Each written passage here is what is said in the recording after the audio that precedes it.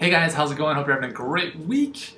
So last night I was at the University of Toronto, and I was taking the guys and girls teams through their new strength and conditioning programs, and we had a lot of fun. Some really cool exercises, and they're really excited to start their winter season and get strong and powerful and prevent injuries for the upcoming season. So a lot of fun last night. I didn't get to bed till I don't even know, 1 o'clock, because I had to drive into the city and drive all the way back and whatever. So anyways, today's Friday, and what I'm going to be doing most Fridays is as an FAQ type of video and email and blog post where I'm going to take about 3 to 5 of your questions and answer them in video format. So I'm going to get back to my roots of the Ask Yuri stuff. And again, so all of your questions, I can't answer all of them, but I try to get to as many of them as I can. So whether it's YouTube or Facebook, I really do my best to give you the answers that you need. So let's get into this. So today we're going to be talking about, first off, here's the first question. This is from one of my followers. I didn't even put down the name of the individual on YouTube. But anyways, very simple question. Should I work out first thing in the morning? A very good question, very common question, and here's my answer. I'm a big fan of working out when you are most effective at working out. So for me, I love working out in the morning, but I also realize that I don't get as good a workout first thing in the morning. So I've come to realize that in my personal life, I'm better off if I can go outside and do some light aerobic activity, whether it's walking my dogs or cross-country skiing or going for a light run, stuff like that, or doing some yoga first thing in the morning for me works well. Later in the day, around mid-afternoon, where I can't focus anymore, doing my work, that's when I go to the gym, and that's when I can really hit a great solid workout. So whatever time of day for you is best is most important. Now, there is a big benefit to working out first thing in the morning, and that is that it creates momentum. So if you work out first thing in the morning, generally your decisions throughout the day are a little bit healthier just because you've done that great deed first thing in the morning. So that's a big favorable thing to working out in the morning. Now, it doesn't have to be a hardcore workout, or can it just be getting your body active?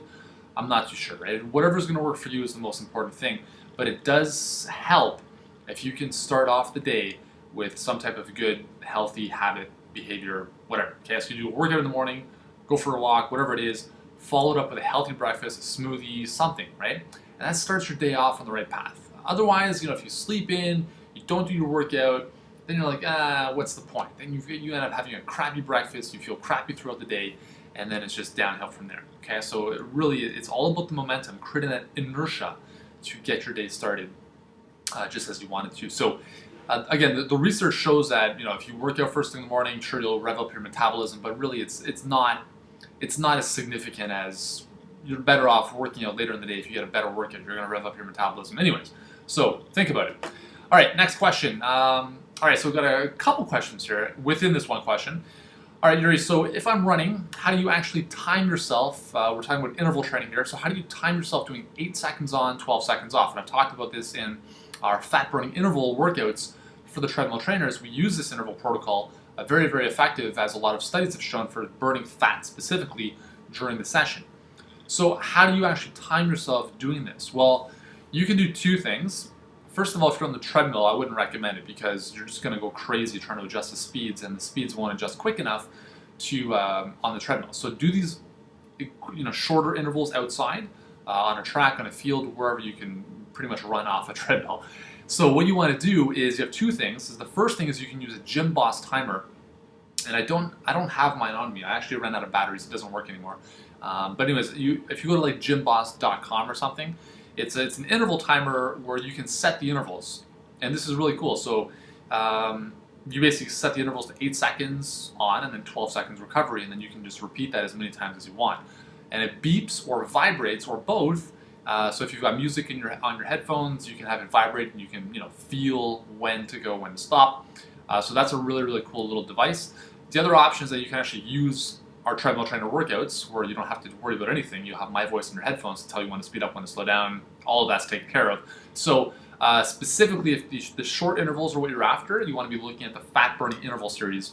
And again, I'll provide a link below this video for that. Okay,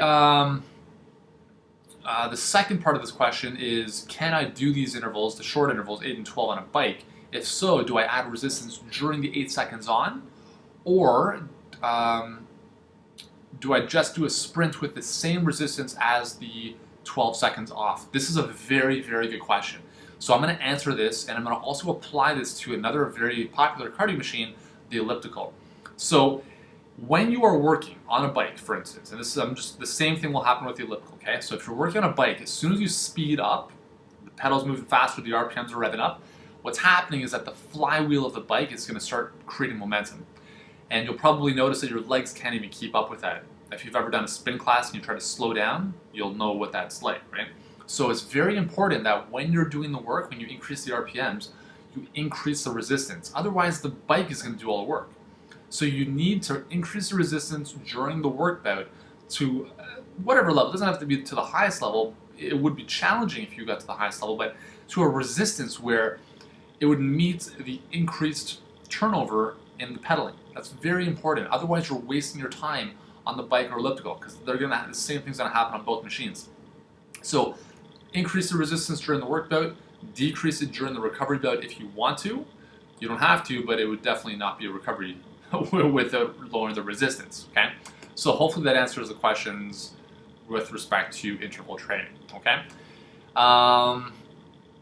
And actually, sorry, this is not done yet. Just finishing off the question here, he does 60 minutes, spinning class 60 minutes twice a week, and he works out on the TRX. He's a 47-year-old and pretty decent shape, but can't get rid of belly fat the way he wants to. So again, using these intervals is very, very effective, but remember, strength training is going to be very important for all aspects of your muscularity, your health, but also long-term in terms of being able to burn fat, because we're looking at depositing and building more lean muscle, which is really what's important in terms of increasing your metabolic rate, right? Because the more muscle you have, the higher your metabolism.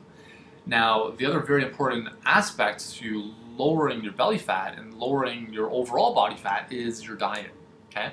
So your diet is going to be probably the most important thing. If you're doing everything else, if you're doing the interval training, you're doing strength training, whatever you're doing activity-wise, if you're not getting the results you want, I'm assuming, let's say that you're using the right workouts and doing things properly, there's something wrong with your diet, okay?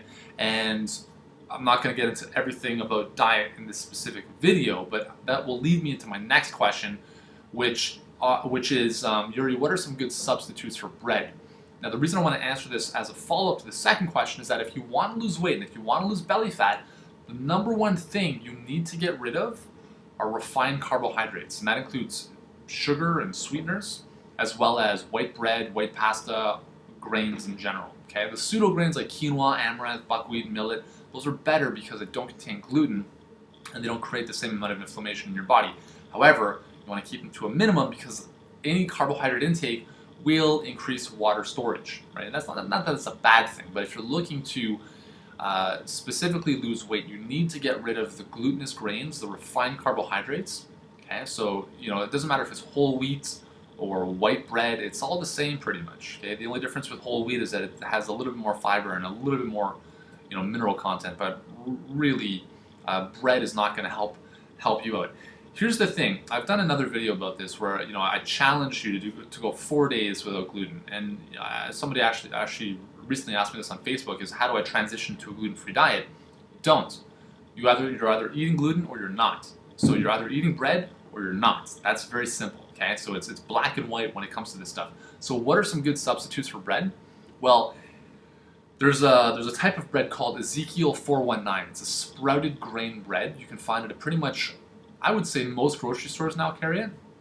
And it's a sprouted grain, which means that the grains have been sprouted, which is supposed to alleviate or reduce the amount of gluten in the bread. Gluten, if you don't know, is the protein in wheat and most grains. Okay, it's very problematic for most humans.